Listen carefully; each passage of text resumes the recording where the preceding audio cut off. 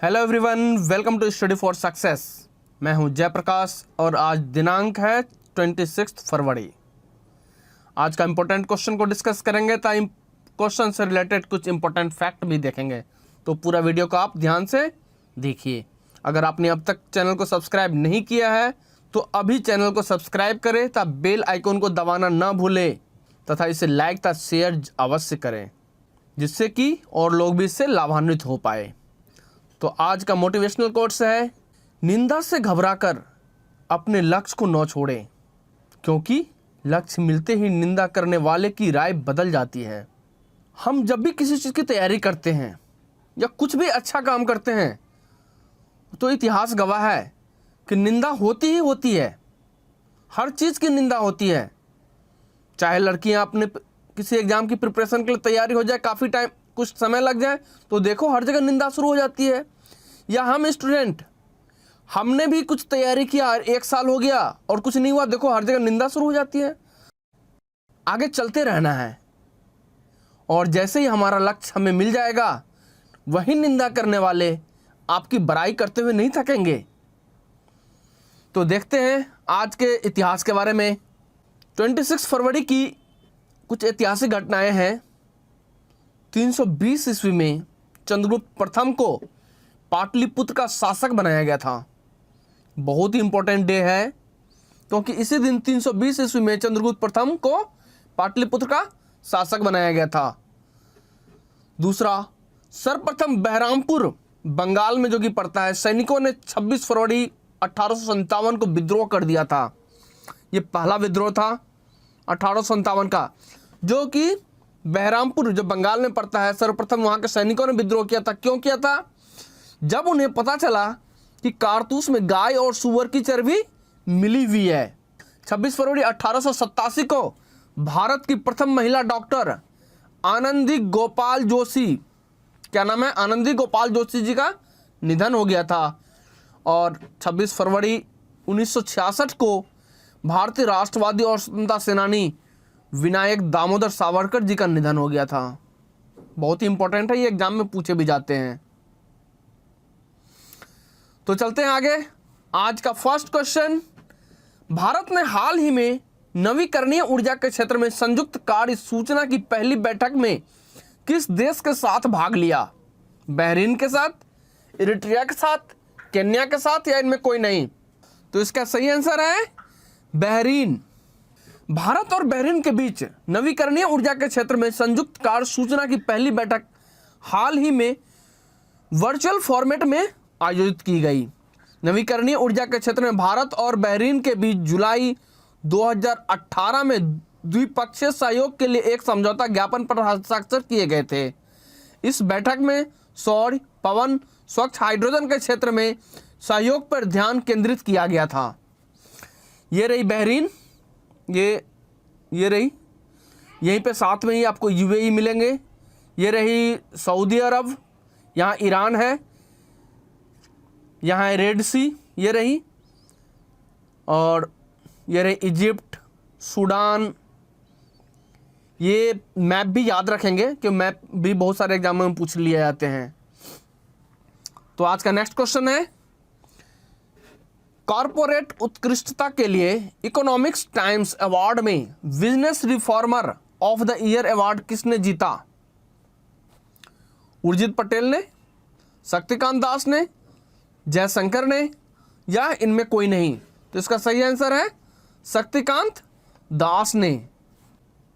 Corporate excellence के लिए इस साल के इकोनॉमिक टाइम्स अवार्ड में आरबीआई के गवर्नर शक्तिकांत दास ने business reform of the year का पुरस्कार जीता है। किसने पुरस्कार जीता? शक्तिकांत दास ने जीता। कौन सा पुरस्कार? Business reformer of the year का पुरस्कार जीता।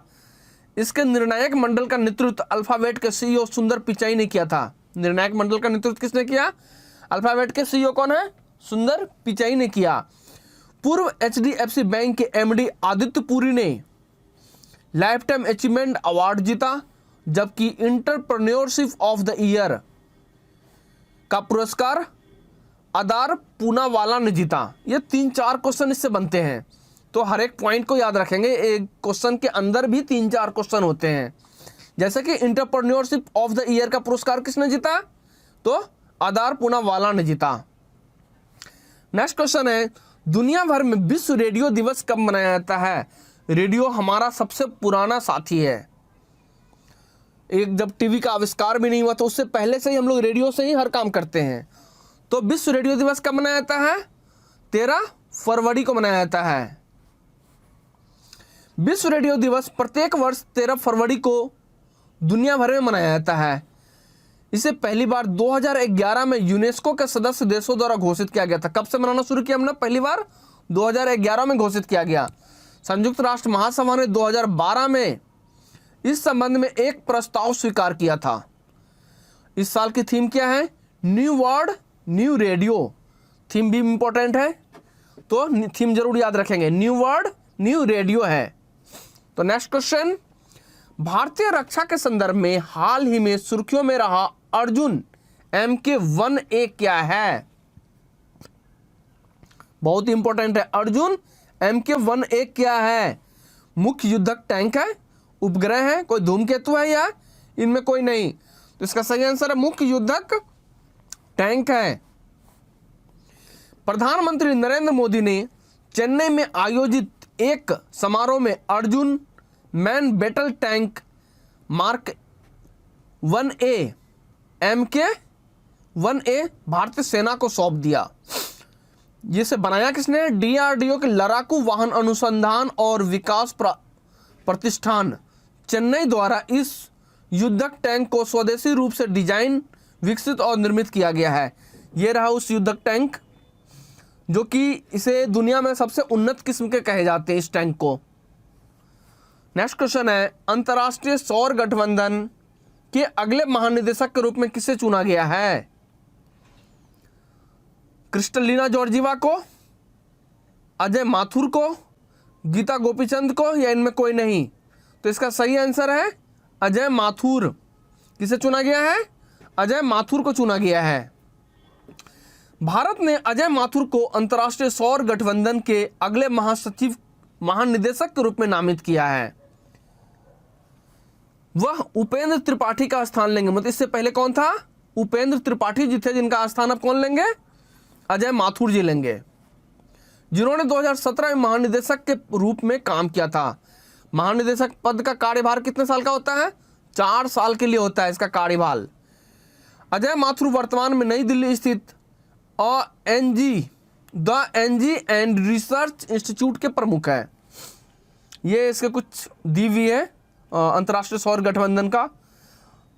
इसका मुख्यालय गुड़गांव में है, जो कि भारत में है। और ये जो संगठन बना था वो पेरिस जलवायु संगठन में इसकी घोषणा की गई थी।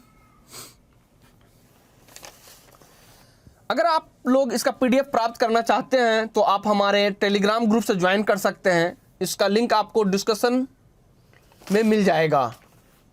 टेलीग्राम ग्रुप में इसके PDF के साथ साथ और बहुत सारे जैसे बुक्स, एग्ज़ाम डिटेल्स, वैकेंसीज और मैनी मोर चीज़ें प्राप्त हो जाएगी और नोटिफिकेशन भी आपको पहले मिल जाएगी। तो आप टेलीग्राम ग्रुप ज्वाइन कर सकते हैं। तो नेक्स्ट क्वेश्चन है, राष्ट्रीय पिछड़ा वर्ग आयोग के अध्यक्ष कौन है? मल्लिकार्जुन खड़गे, भूपेंद्र सिंह हुड्डा, भगवान लाल साहनी या इनमें कोई नहीं? तो इसका सही आंसर है भगवान लाल साहनी। गणतंत्र दिवस परेड 2021 के पुरस्कार के तहत सर्वश्रेष्ठ झांकी का पुरस्कार किन राज्य को प्रदान किया गया? उत्तर प्रदेश को, केरल को, बिहार को या इसमें कोई नहीं? तो इसका सही आंसर है उत्तर प्रदेश को। आप लोग कहेंगे कि सर ये बार बार एक क्वेश्चन को रिपीट कर देते हैं। इसका कारण क्या है कि जो क्वेश्चन इंपॉर्टेंट होते हैं उसे रिपीट करने का, ताकि आपको कंठस्थ याद हो जाए, जैसे भी एग्जाम में जैसे आए और आप उसे तुरंत आंसर लिख दें। इसलिए क्वेश्चन को रिवीजन किया जाता है ताकि आपको कंठस्थ याद हो जाए। इस बार का गणतंत्र दिवस कौन सा ये था? 72वां गणतंत्र दिवस था। कौन सा था? 72वां गणतंत्र दिवस था। इसमें 32 झांकियां निकाली गई। त्रिपुरा की झांकी का स्थान विजेता की सूची में दूसरा स्थान रहा, जबकि उत्तराखंड तीसरे स्थान पे रहा। आप लोग रोज सुबह उठकर अपने लिए एक टारगेट बनाएं। टारगेट में फिक्स करें कि हमें पूरे दिन भर क्या करना है, और उस टारगेट को अचीव करने के लिए पूरा दिन लगा दीजिए। जो आपने टारगेट बनाया है उसे पूरे दिन में अचीव कर लीजिए।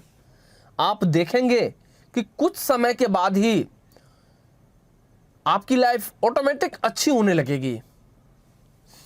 तो नेक्स्ट क्वेश्चन है आज का, भारत और फ्रांस ने मिलकर वर्ष 2021 को किस रूप में मनाने की घोषणा की है? भारत फ्रांस पर्यावरण वर्ष, कोरोना वर्ष, उपयुक्त दोनों या इनमें कोई नहीं? तो इसका सही आंसर है भारत फ्रांस पर्यावरण वर्ष के रूप में मनाने की घोषणा की है। 28 जनवरी को नई दिल्ली में दोनों देशों के पर्यावरण मंत्री इस इनिशिएटिव को लॉन्च किया था। मुख्य उद्देश्य क्या था इस इनिशिएटिव का? सतत विकास के क्षेत्र में भारत फ्रांस सहयोग को मजबूत करना और वैश्विक पर्यावरण संरक्षण के पक्ष में होने वाली कार्रवाई के प्रभाव को बढ़ाना था। पर्यावरण, हम लोग बार बार सुनते हैं पर्यावरण। पर्यावरण है क्या? पर्यावरण मेनली दो शब्द से मिलकर बना है, परि और आवरण के संयोग से बना है। परि का आशय चारों ओर, तो आवरण का आशय क्या है? परिवेश।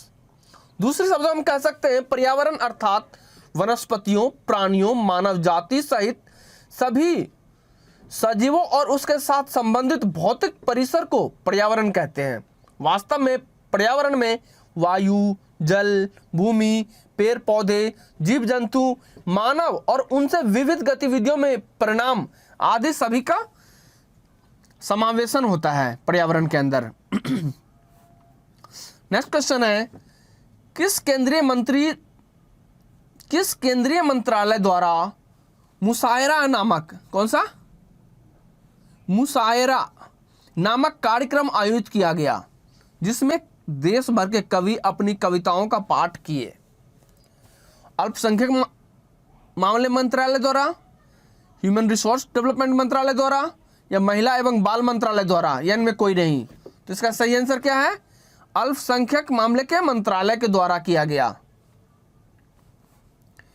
केंद्रीय अल्पसंख्यक कार्य मंत्रालय द्वारा 20 फरवरी 2021 को नई दिल्ली में मुशायरे का आयोजन किया गया। कब किया गया? 20 फरवरी को किया गया। और मुशायरे का विषय क्या था? एक भारत श्रेष्ठ भारत। इसका विषय क्या था? थीम क्या है? एक भारत श्रेष्ठ भारत। मुशायरे और कवि सम्मेलन हमारे देश की एक समृद्ध सांस्कृतिक विरासत है, जो विविधता में एकता के ताने बाने को मजबूत करती है। आपने देखा होगा जब भी कोई कवि सम्मेलन होता है तो उसमें इतनी अच्छी अच्छी बातें होती है, वो हमारे देश की विविधता में एकता को दर्शाती है। केंद्रीय अल्पसंख्यक कार्य मंत्री कौन है? मुख्तार अब्बास नकवी जी हैं। नेक्स्ट क्वेश्चन है, विश्व सतत विकास शिखर सम्मेलन किस संस्था द्वारा आयोजित किया जाता है? कौन सा?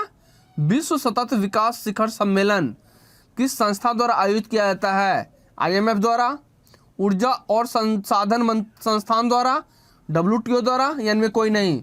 तो इसका सही आंसर है ऊर्जा और संसाधन संस्थान के द्वारा रिलीज किया है। विश्व सतत विकास शिखर सम्मेलन the energy and resources institute का एक प्रमुख इवेंट है। किसका है? The energy and resources institute का एक प्रमुख इवेंट है। पर्यावरण, वन और जलवायु परिवर्तन मंत्रालय, नवीन और नवीकरणीय ऊर्जा मंत्रालय और पृथ्वी विज्ञान मंत्रालय इस शिखर सम्मेलन के प्रमुख भागीदार हैं। टेरी नई दिल्ली में वेस्ट एंड गैर लाभकारी अनुसंधान संस्थान है। इस शिखर सम्मेलन में 20वें संस्करण का उद्घाटन प्रधानमंत्री मोदी जी द्वारा वीडियो कॉन्फ्रेंसिंग के माध्यम से किया गया। कैसे किया गया? वीडियो कॉन्फ्रेंसिंग के माध्यम किया गया।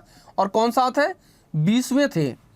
इस शिखर सम्मेलन की थीम क्या है? ये बहुत इंपॉर्टेंट है, थीम जरूर याद रखेंगे।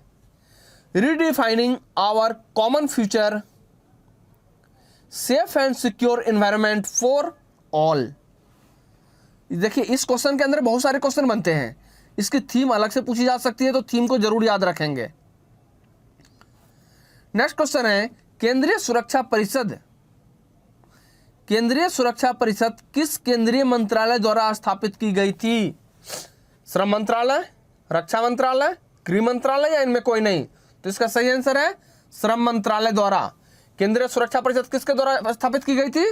श्रम मंत्रालय के द्वारा स्थापित की गई थी। राष्ट्रीय सुरक्षा परिषद की स्थापना 1966 में कब हुई थी?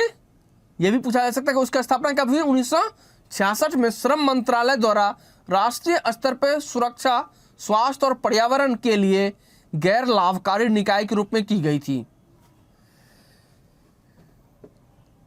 L&T लिमिटेड के सीईओ और प्रबंध निदेशक SN सुब्रमण्यम, देखिए क्वेश्चन, L&T का सीईओ कौन थे? SN सुब्रमण्यम, प्रबंध निदेशक सीईओ दोनों हैं SN सुब्रमण्यम। इन्हें हाल ही में 3 साल के लिए, कितने दिन के लिए? 3 साल की अवधि के लिए 6 फरवरी 2021 को केंद्र सरकार द्वारा राष्ट्रीय सुरक्षा परिषद के अध्यक्ष के रूप में नामित किया गया है। किसको किया गया? SN सुब्रमण्यम को। तो आपको ये भी पूछा जा सकता है कि राष्ट्रीय सुरक्षा परिषद का हेड कौन बने? अभी SN सुब्रमण्यम। इसका स्थापना कब हुई थी? 1966 में हुई थी। किस मंत्रालय ने की थी? तो श्रम मंत्रालय ने की थी। ये इनकी तस्वीर है। आज की वीडियो यहीं समाप्त होती है। अगर आपको ये वीडियो पसंद आए तो प्लीज़ इसे लाइक, शेयर एंड सब्सक्राइब जरूर करें। मिलता हूँ आपसे कल सुबह, तब तक के लिए धन्यवाद।